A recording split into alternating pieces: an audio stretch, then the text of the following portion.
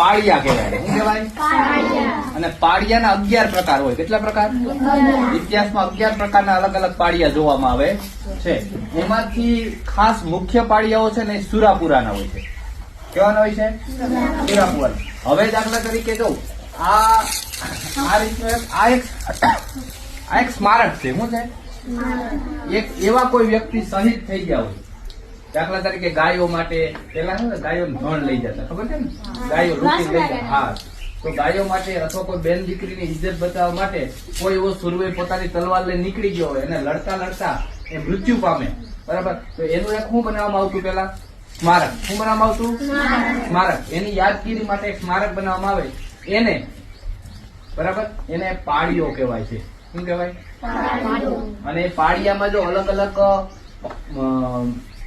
ઘોડો હોય એના પર જે સુરવીર બેઠો હોય એનો પોતાનું ચિત્ર એવું બતાવ્યું હોય કે આ એનો છે, બરાબર? અલગ પાળિયાના પાછા મેં કીધા ને કેટલા પ્રકાર કીધા? 11 પ્રકાર, બરાબર? એમાં 11 પ્રકારમાં દાખલા તરીકે એક કહું તો એક સુરાપુરાનો પાળિયો, એના નીચે લખેલ પણ હોય, દેખાય? બહુ જૂના અક્ષરમાં લખેલું છે. આપણે ખબર ને પેલું અશોકનો શિલાલેખ આવે, અશોકના શિલાલેખમાં જો પથ્થરમાં કોતરાયેલું હોય ને, અહીંયા પણ જો પથ્થરમાં કોતરાયેલું છે. એટલે આવી રીતે અલગ અલગ પાળિયાઓ હોય છે. ક્ષેત્રપાળનો પાળિયો હોય છે. કેવો હોય? ક્ષેત્રપાળ. પછી એક સતીના પાળિયા હોય છે. સતી એટલે કોને કહેવાય? કે જે કોઈ પુરુષ એનો મૃત્યુ પામે એની પાસે સ્ત્રી છે એ સતી થઈ જાય, એ પણ મૃત્યુ પામે આગમાં સળગી. હા, એને આપણે હત્યાઈમાં કહીએ. એ હત્યાઈમાં એટલે કે સતીનો પાળિયો. એને ઇતિહાસમાં શું કહેવાય? સતીનો પાળિયો, બરાબર?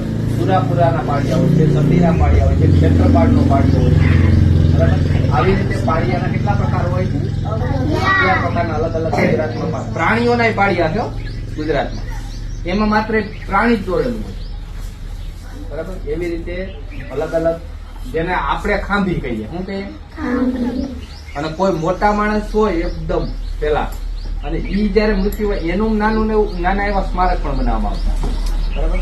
પણ જે ખાસ સૌથી વધારે જોવામાં આવે ને ગુજરાતમાં તો ઈ સુરાપુરાના પાળિયા છે. એને સમાધિ હોય છે.